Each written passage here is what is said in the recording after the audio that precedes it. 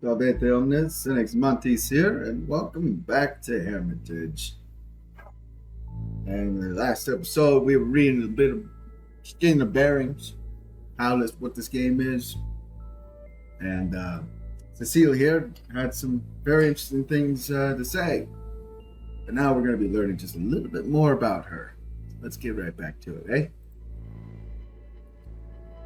Recently, I've been having some very strange dreams. Oh? Most of them are horrifying, so I'm really scared. I dreamed of a gigantic fire rising from the sea, engulfing an entire island. Many small animals lived on that island, but they are all disappeared in the blink of an eye, swallowed by the flames. There was no trace of them left after that. In another dream, I saw men dressed in ancient armor. They were fighting. They held swords and spears and stood together in huge groups. A large squadron of cavalry rushed towards them from the hillside. There was blood everywhere. The men who weren't on horseback were shouting and screaming. I couldn't understand the strange dialect, but they were speaking Chinese. I also dreamed of a huge plaza surrounded by buildings. Foreigners wearing hexagonal star badges stood together in a dozen lines and were escorted to trucks by soldiers. Eesh. Why does that sound familiar?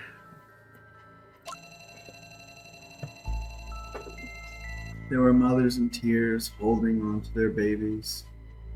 The soldiers showed no emotion and knocked the cowering women to the ground with their rifles and then took the screaming babies. Okay! Yeah. I'm pretty sure we all know what that is. Before I started having these nightmares, I'd only seen scenarios like that in a book illustration or on TV. But I also saw many things that I had never seen or heard about before. These aren't ordinary dreams, and I can't seem to forget about them. I remember them all vividly. I'm sorry, I'm not very good at describing how I feel. Yeah, we've all been there, I'm sure. Whoa, oops. Yeah, sorry. Scroll. Don't do that. Got it. Did it all seem way too real? Seal nods. They don't seem like normal dreams. Why would I have visions of such things when I don't even have that good of an imagination? Hey, you don't need a good imagination to get crazy dreams. Or visions, as you're saying. Some of the things I've seen, it's absolutely insane. I try to write it all down. If there are realistic details that I couldn't actually know about, that would be all the proof I need. I see. So this time you had a dream about traditional native festivals. You wrote down what they were in your dream and are now looking for information that might give you some clues. Good job, detective. To be honest, old literature as specific as this is both hard to find and hard to understand. Even harder without having some prior knowledge about it. There was a group of natives dressed in rags, dancing around an 8-legged fish made of straw. Well, natives in rags, come on, that was probably the best that they could do. They spilled yellow wine on the straw heap and smeared blood on the child's lips. Okay. It's a bit graphic. They were chanting a strange song that I didn't understand. I had no idea what they were singing at first because I'm not very familiar with that Cantonese dialect. But things became much clearer when I found out about it. When I found out about the book. Cecile concludes her train of thought with a slight sigh.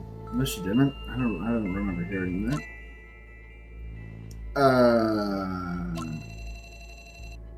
Nearly all of the customers who come to Hermitage to buy books have a story. But to be honest, this situation is a little more complicated. Oh, it just got dark. The human brain has many different ways of painting pictures in our minds, dreaming being the most common one. However, most dreams is a logical explanation.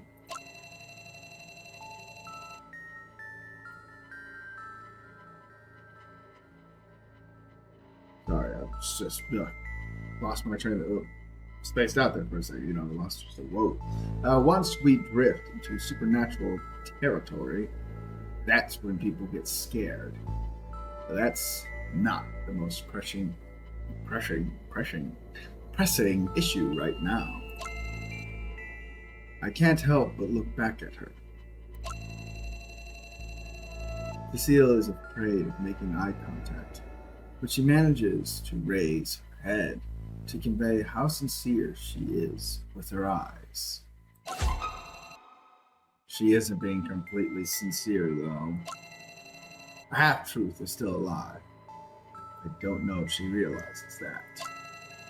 I'm not angry, and I can't blame her. In the face of uncertainty, she doesn't know who to trust and is extremely confused. Every situation is unique, for better or worse. I have accumulated some experience dealing with strange situations like this one. Going on like this will lead to us running in circles. I need to find the right words, something a girl in her position can relate to. Now's the time to choose.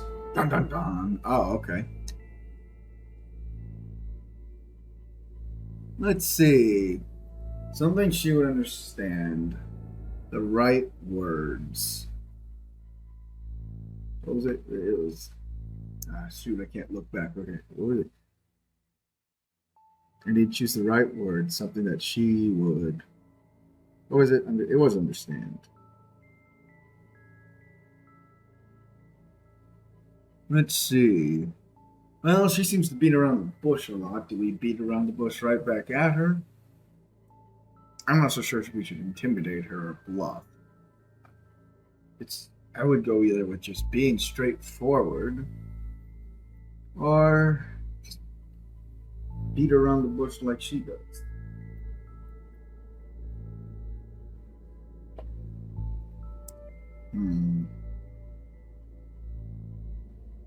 I'm going to take a wager and say we'll beat her on the bush like she does. Or like it seems she does. She seems to beat around the bush, so we should just do the same as her. I deliberately avoid her eyes, put out the cigarette butt, and take a deep breath. But there's more to that thing, isn't there? That's not what he said at all. But there's more to it than that, isn't there? The girl's eyes widen as I call her out. Looking for information because you had some strange dreams. A nice idea, but only someone who went through the trouble of making up a story would explain it like that. But I didn't. Humans rely on subjective motivation. If a thing has no value, no one will grant it much attention, let alone devote so much effort into studying it. I can tell that you're a smart girl, but believe me, interest is a bad excuse. You can stick with that approach, but it's not going to work. I approach Cecile and look into her eyes and do the penance stare because I'm secretly ghost What, Ghost Rider? I almost forgot Ghost Rider's name. There's a lot of history. Oh, wrong person. There's a lot of history hidden away here. Fate brought you to Hermitage. It's a special place, and I hope you understand that. Cecile seems to be holding her breath. The girl holds tightly onto the book, her fingers caressing the corners. It's a sign of how many thoughts are going through her head right now. Time feels as if it's moving slower. And I don't know how long we were standing there. But after a while, Cecile's eyes finally drift away from mine.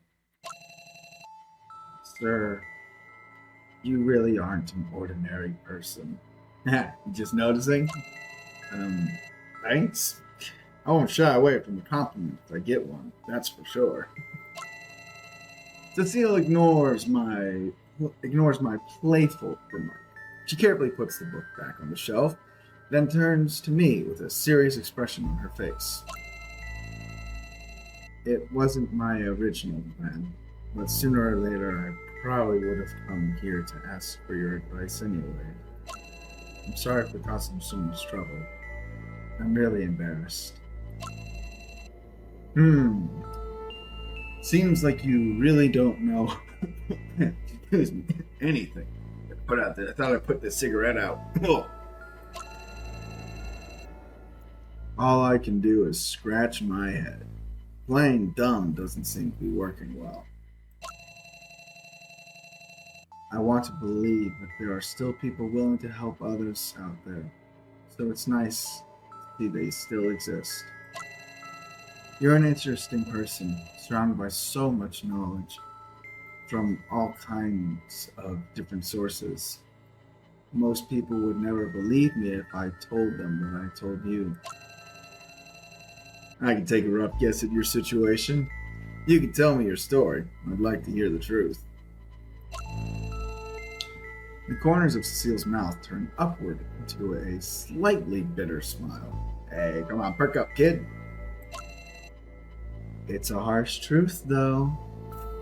I'm a big boy. I can take it. I really didn't lie. Those images are still in my head. But it's just like you said. There are other reasons why I'm paying such close attention to them. Steele's tone of voice changes as she looks at me. But her eyes aren't focusing on me. I saw my best friend in my dreams. She's like a sister to me. Oh, that's nice. Huh? So she's got a best friend. She was lying on the ground, twitching. Her face is pale as snow. The ground beneath her head was covered in red, blood still pouring out of her. Oh, well, that's lovely. We all love seeing our best friend dead. Yeesh. I couldn't see her eyes. Her right hand was completely mauled. She was trying to move. There was blood. So much blood. And I... The girl is getting more and more immersed in her vivid memories. She stares at me with blank eyes. I can see a figure reflected in her eyes, but it's not me. Cecile covers her face with one hand. She looks panicked. She uses the other hand to point at the ground as if something were lying there, like her dead best friend.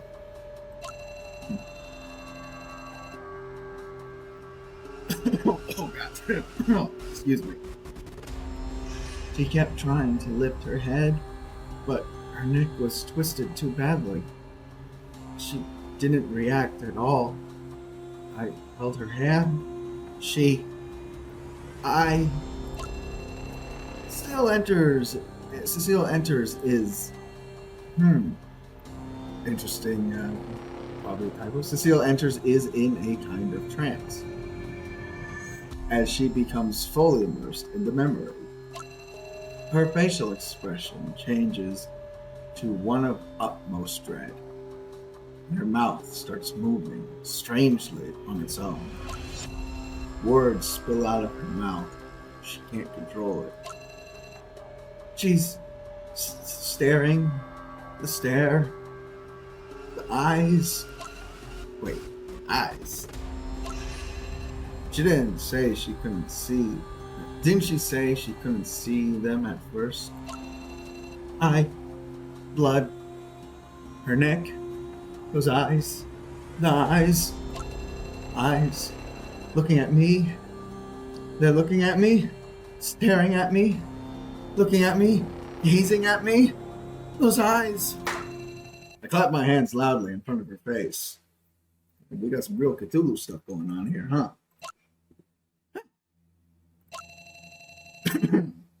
She sits there with her arms wrapped around herself, shaking, frightened. I just...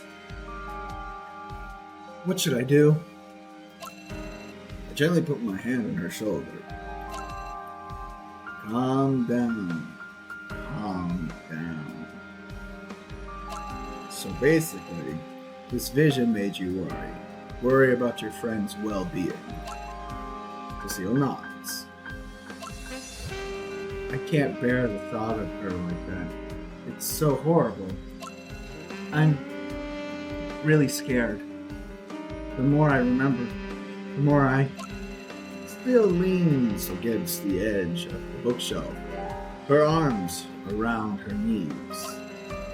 So you decided to look for information on visions and hallucinations. You're trying to gain further knowledge about them. Trying to figure out how much of what you're expecting or experiencing is connected to reality. No response this time, but the answer's clear.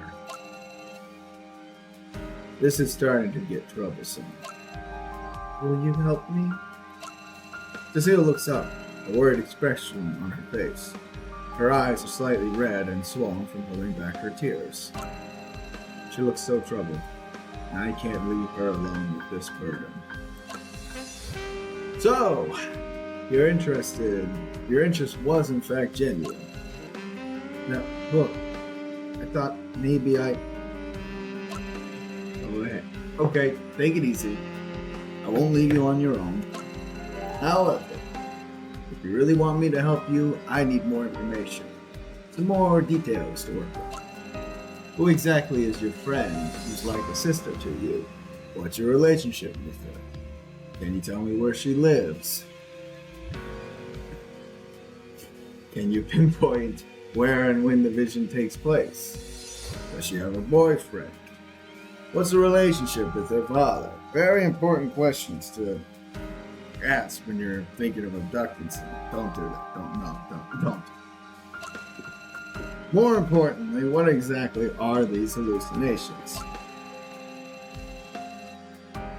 I know the situation is serious, but I still need to grasp the basic concept of it all, or I won't be able to help you. You're right. I'll tell you. Actually, I often get bullied at school. I don't have any friends there, and they often pick on me in groups. See, this is why. Never mind. They all think I don't deserve to be going to the same school as them. They want to force me to leave. They don't talk to me, they steal my books, they pour water in my desk drawer. They always try to make me angry or trip whenever I walk by. The only person who ever stood up for me and told them to stop was her. In that sweet. I mean, the first part is absolutely terrible, and as we all know, high schoolers can be mean, especially high school girls. But it's nice that whatever her name is kind enough. Oh, look, we got her name right there. Her name is Eloise. She's the president of the school's art club. Without her, I probably would have given up already. When did you two meet? This is very important for some reason. Around the middle of September this year. Interesting. From what you've told me so far, I thought you would have known each other for for years. Gosh, what is wrong with my throat? I feel like it's got something caught in. I wish that were the case, but I only transferred to Phoenix High School this semester. I had high hopes that the people there would be nicer, that there'd be a sense of community. But it's even worse than before. Oh, you're getting bullied before. Yeesh. Yeah, I don't want to sound like a jerk or anything, but have you ever considered to think maybe it's you? She sighs and looks as if she's holding back a frustrated laugh. Ah, see, she likes my joke. Sounds tough. Is this art club somehow related to what you've been dreaming of? The floor of my division is very much like the one in the club building, and Eloise often gets into arguments with others because of me. Are there many conflicts within the art club? The situation between her and the others is very tense, even though she's the student representative. Don't the teachers have anything to say about all that? I mean, things like that could reflect negatively on them too. Let me guess, they don't give two hoots. Truth be told, the teachers are more worried about the art competition. The preparations for that have their full attention. Of course it does. Why would teachers ever care about the students? You know, always the what now? It's an art competition called the UK Cup. I'm guessing. I have no idea. It's prestigious, and the level of talent is very high. It's serious business. Oh, I'm sure it is. Serious business, you don't know. High school level. I don't really know too much about those kinds of things. What can you win? Prize money? No, nothing like that. Honestly, for me, it's not even that big a deal. But I've only been around a few months. Many of the others, multiple years. Their pride is in them when it comes to facing off against students from other schools. Ah, yeah, it all comes down to pride. The pride of the school is more important than caring for the students here. Yeah, love them. Love schools like that. So it's about honor. Every February, the Yukai Cup. That's Yukai. It might be Yukai. The Yukai Cup is the only thing anybody talks about at Phoenix High. We always score well in the competition. Sounds very persistent if you ask me. Yeah, I agree. They work so hard to prepare it that they're all stressed out. The atmosphere becomes unbearable, and the art club turns into an emotional powder keg. So it's a regular occurrence. Just like me, Eloise doesn't have much of a presence outside of the art club. Considering her calm personality, it's hard to imagine her taking the initiative and start a fight with anyone else.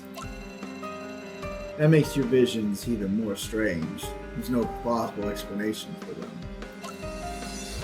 I would like to just write them off as simple nightmares. I really would. But I'm convinced that there's more to it.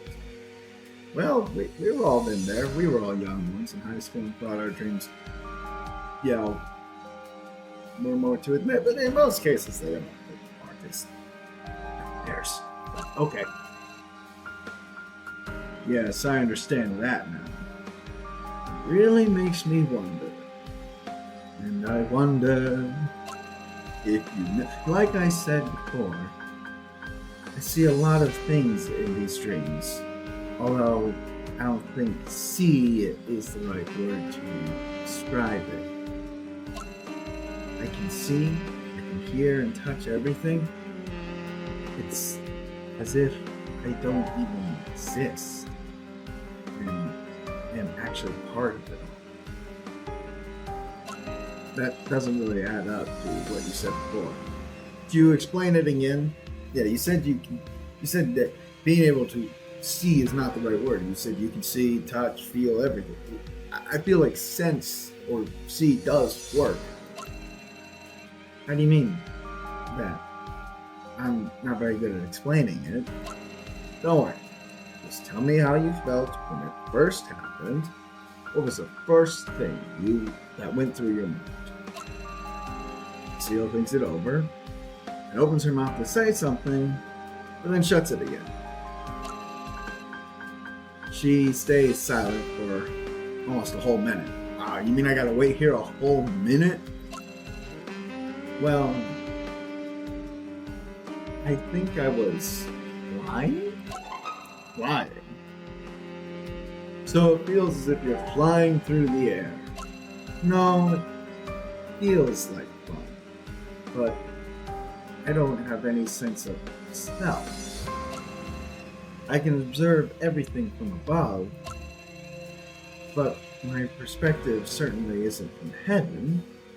The only reason I say it that way is so I can describe it somehow. So what, bird's eye view? You just watching from top down? That's pretty common. Oh, hey, is this London? Last time I saw the city's famous riverside viewing platform, not London. A group of panicked people came running from the north right towards the people on the viewing platform. Luckily, security guards were nearby to handle the situation and prevent mass panic. The people were shaken up and looked like they had seen a ghost. But there's no but right there. I just added it. They looked really frightened.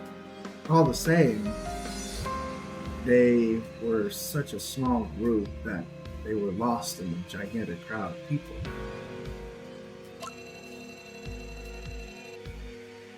Hardly anyone noticed the uproar, and on the other side of the viewing platform, everyone simply carried on as usual. It's really scary how you can feel isolated and unsafe even when you're, out in public and surrounded by so many people. Afterwards, I went to take a look at the place on my own. The surrounding streets and buildings were all familiar to me. They were just like in that dream. Even the street signs were the same. And it's interesting because normally one of the things about dreams is you can't read. I can't remember the amount of times I flipped through a book in my dreams, and I try to force myself to actually look what's in the book, and it's usually just blank. No words or anything. Because I guess it's one like you can't form letters and cohesive words in dreams. Allegedly. I mean, at least in my experience. It's hard to imagine that without having seen it for yourself. I've seen bizarre scenarios play out in my mind before, but until the visions of my friend, I never thought about actively researching what I'd seen. I often lose track of time when I have those visions. I have no sense of self, no Cecile. It's just one big blur of everything. But I guess this is Cthulhu we're talking about, so anything's possible. Not Cthulhu necessarily, but yeah, all that. Cecile describes the situation as if it were a good thing. I'm surprised she isn't smiling, but with how happy she sounds. However, as soon as my focus shifts, quickly lose that state of mind. The same as with a real dream. There's a question. The same as with a real dream. By the time I start to question whether or not I am myself, I am already in a more conscious state, and it's only a matter of time before I return to reality. Well, at least you can return to your senses at some point. Yeah, look on the bright side, I guess. A dream that can even put the fact in question is more than bizarre. Even if I wanted help from someone, I have a hard time explaining it to them. I really appreciate you taking the time to listen to me. I'm very grateful. She bows her head and already sounds less tense. Talking is really important. I've never been very sociable.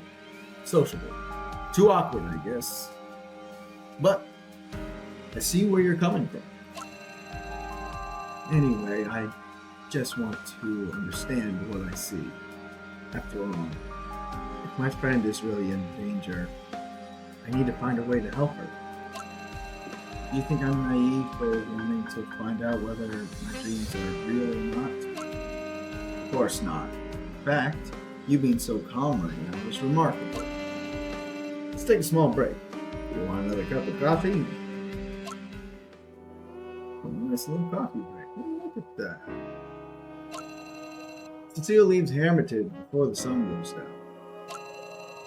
The hand she was holding the hot coffee with was ice cold, which I find difficult to comprehend. After Cecile's departure from the bookstore, the bookstore falls back to its usual silence.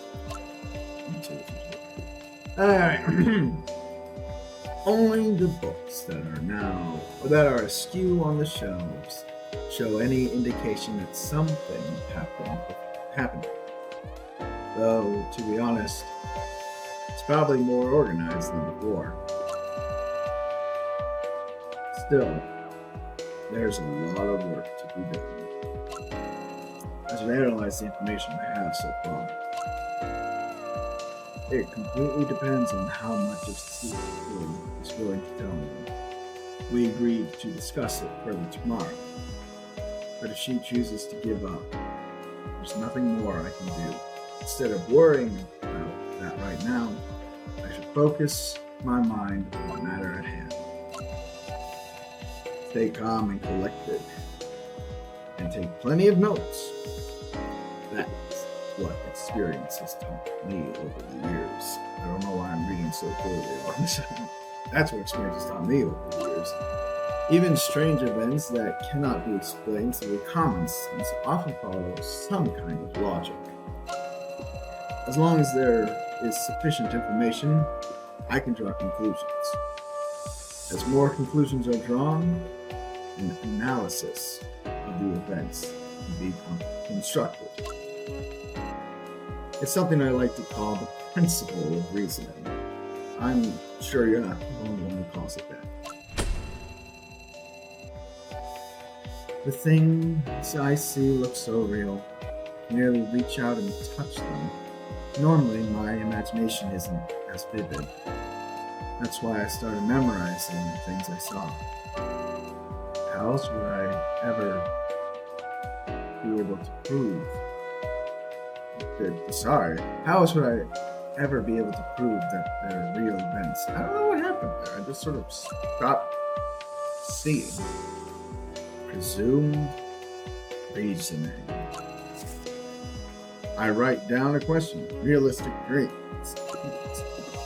Although her idea sounds somewhat naive, there's nothing inherently wrong with it. The problem is how to prove it. Even if Cecile finds matches between the dreams and reality, there's no actual solid proof. People often get a sense of deja vu, and this experience known as the sense of being present has its own plausible explanation in science. In times of emotional instability, the the frequency of deja vu experiences is increased. That is so true. I remember when I was young, I had deja vu like every week, at least once. It was crazy. That might not be all. And it's too simple an explanation. But when under stress, it's easy for the brain to mess up one of its delicate processes. The viewing platform Cecile mentioned is pretty well known. It's a pretty well known sightseeing spot. So even if the architecture there gives her a sense of familiarity because of her vision, there's still no real verification. Past memories can often interfere subconsciously with the conclusion. She might have seen that place somewhere before. To answer this question, I can't rely solely on Cecile's one-sided information. The assumption that she didn't have any relevant knowledge beforehand can only be confirmed by a third party.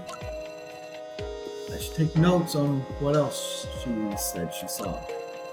Ancient battlefield, gathering at the square.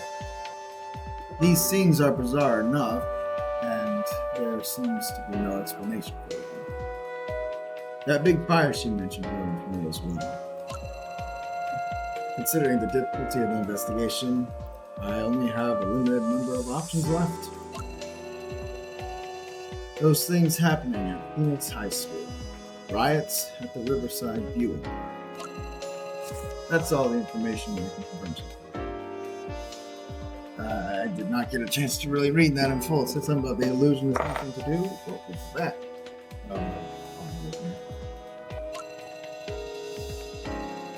It's puzzling either way, but at least I can try. There are more down-to-earth approaches to understanding what's happening in this city. If possible, I want to involve in any innocent bystanders. When I was conducting research on folklore in the remote countryside, I heard a lot about supernatural dreams. But there's a world of difference between an innocent high school student and witches. It's obvious that Cecile has already convinced herself of an answer to all of this, but trying to actually prove it is something much more difficult altogether. The sky outside has already turned completely dark, and I didn't even notice. The light inside Hermitage isn't optimal. But it's better than nothing. I turn off the dim lights on the ground floor, which hold more symbolic than actual value. Lock the shop door and make my way to the apartment. Okay, thoughts.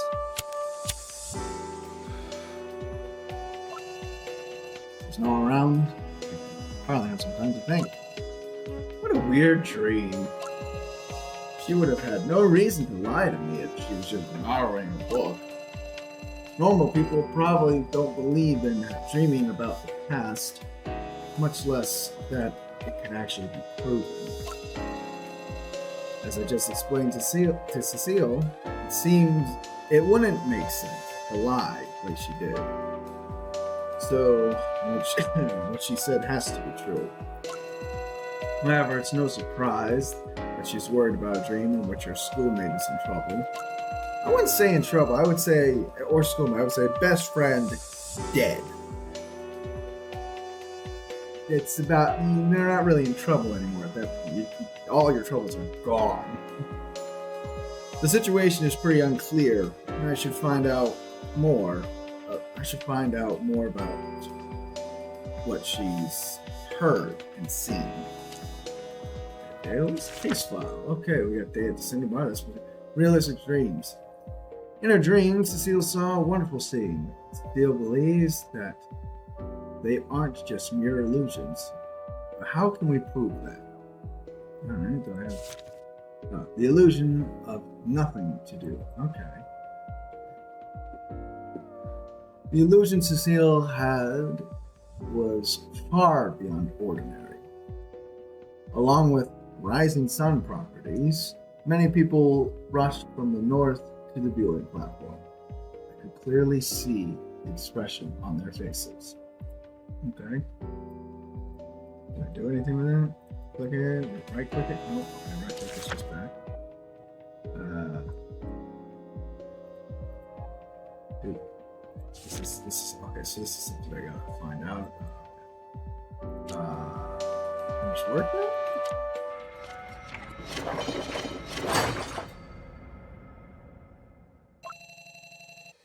Well, it seems like a good point to just save.